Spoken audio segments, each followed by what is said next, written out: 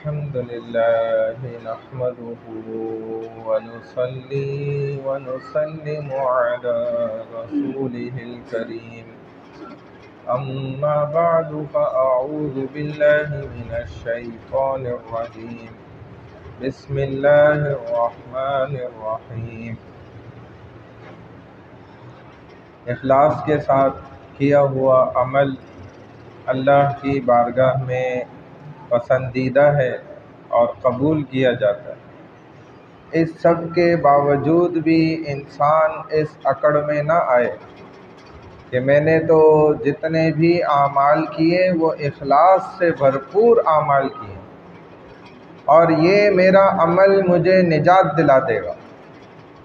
اگر یہی بات سچ ہوتی تو صحابہ ضرور اپنے عمل پر ناز فرماتے، لیکن سارے اعمال کرنے کے باوجود بھی وہ تو اپنے چہرے کو مٹی میں رگڑ لیں کہ اگر اللہ نے عمر کو ناکام کر دیا تو عمر تو ہلاک ہو گیا رضی اللہ تعالی عنہ۔ تو ہم اپنے اخلاص سے بھرپور اعمال پر بھی ناز اور فخر نہیں کر سکتے، سینہ چوڑا نہیں کر سکتے کہ ہم نے تو کامیاب ہونا ہی ہونا۔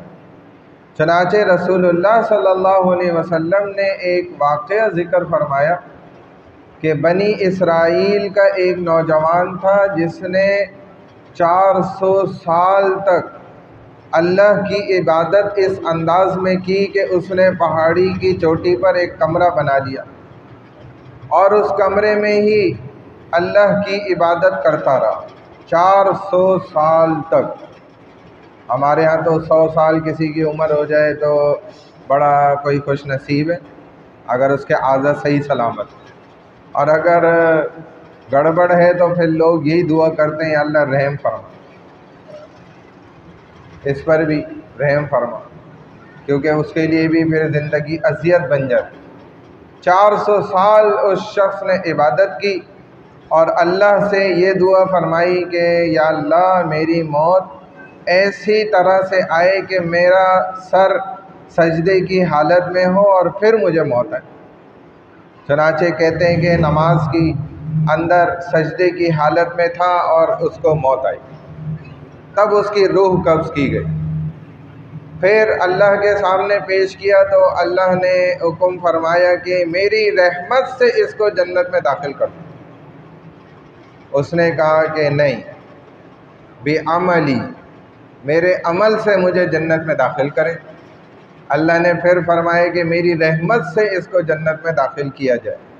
اس نے پھر کہا کہ نہیں، میرے عمل سے مجھے جنت میں داخل کیا جائے۔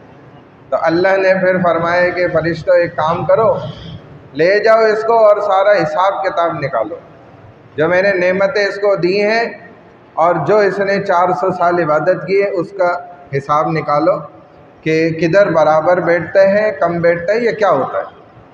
فرشتے لے گئے اور حساب کتاب جب کھولا تو پتہ چلا کہ جی صرف ایک آنکھ کی جو نعمت ہے اس کے بدلے 400 سال کی عبادت نہیں پوری ہو رہی، صرف ایک آنکھ کی نعمت کے پیچھے۔